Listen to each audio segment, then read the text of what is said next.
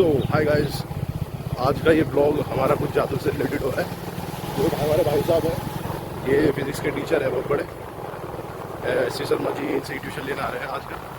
तो ये क्या है, हमें एक जादू दिखाना चाहते हैं। अब इनको लगता है कि हमने तो फिज़िक्स पढ़ी ही नहीं है, हमारी तो इंजीनियरिंग ऐसी हो गई हवा में। तो इनका जादू देख लेते हैं कि क्या जादू है। और तो ऑलमोस्ट जिम में पहुँच गए हैं, अभी आएगी रुको सबर करो।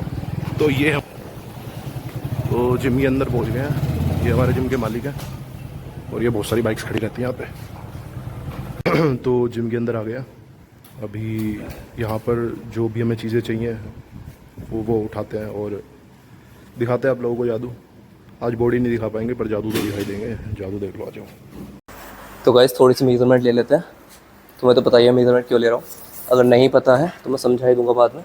फिलहाल अनुभव भाई को पता नहीं लगना चाहिए कि ये चीज़ हमने पैर से नाप रखी है। वजन देख लिया, इसकी टोटल लेंथ देख ली। तो चलो अब इसे ना रोड को रख देते हैं एक तरफ, वजन को रख देते हैं इस तरफ। है जादू तैयार है, जादू। अच्छा आता हूँ, कुछ करता हूँ। क्या सीन है? देखो तुम्हें एक रोड दिख रही है, ये वाली, ये जो साइड में रखी है, इस पे तुम्हें एक वेट लगाना है अपनी मर्जी से, ठीक है। उसके ऊपर वो साइड में व्हाइट क्लॉथ दिख रहा है, उसे उसके ऊपर लपेट देना, ठीक है, ताकि मुझे दिखाई ना दे क्या वेट है। और मैं बता दूंगा तुमने क्या वेट लगाया। मतलब मैं कोई भी रैंडम वेट लगाऊं, उसके ऊपर कपड़ा रख दूं ताकि तुझे दिखे ना। हाँ। और तू मुझे बता देगा कि तुमने कितना वेट लगाया है इसमें। हाँ एग्जैक्टली। अच्छा ठीक है। हाँ ठीक है, मैं वेट लेके आता हूँ। बे तू कहाँ आ रहा है? ओह मुझे बाहर जाना है क्या? तो एक काम कर, तू बाहर चले जा, ट्राइपॉड मुझे दे दे। मैं चलो गाइस मुझे बाहर जाना पड़ेगा। तो जल्दी से बाहर जा, जल्दी से। अभी देखते हैं इसका जादू, क्या जादू दिखाता है ये।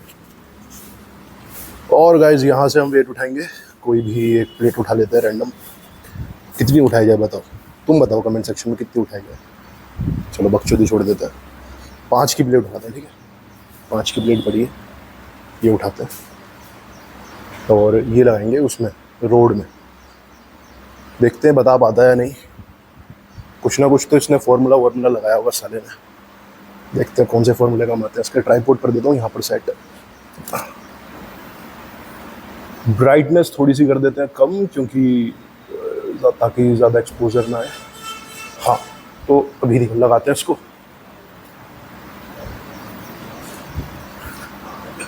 तो ये 5 की प्लेट है, ये गई रोड के अंदर और ऊपर से गया इस पर कपड़ा, ताकि इसको ना दिखे कितनी प्लेट है। ये 7.5 भी हो सकती है, क्योंकि 7.5 और 5 की मोस्टली डायमेंशन सेम ही रहती है।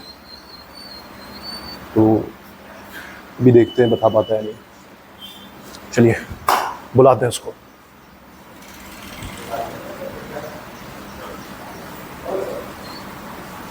कहाँ खड़ा है भाई?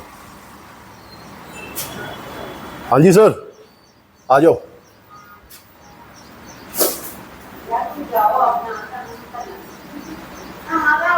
एक तो ये अम्मा बीच में बोल के ना पूरी वीडियो खराब कर देती है। हमारे ना वीडियो के अंदर पूरा प्लेट मांगी अभी थोड़ी देर में। हाँ तो मैंने प्लेट लगा दी है सर, तुम बताओ कितना वेट होगा। चलिए गाइस जादू शुरू करते हैं।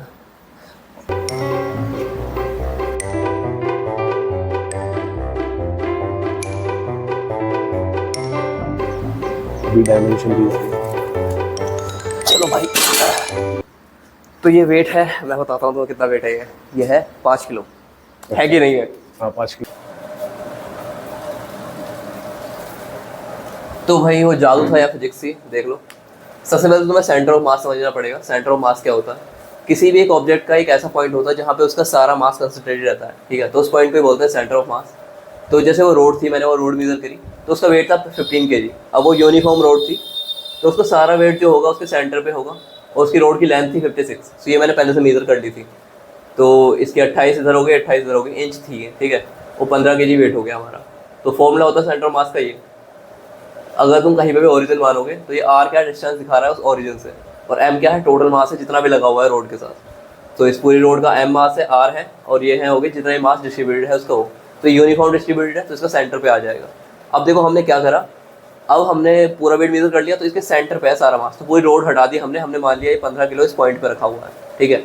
अब तुम इसके रोड के एक एंड पे कुछ एम वेट लगा दोगे, जैसे लगा दिया, तो उसका सेंटर ऑफ मास उसकी तरह शिफ्ट हो जाएगा।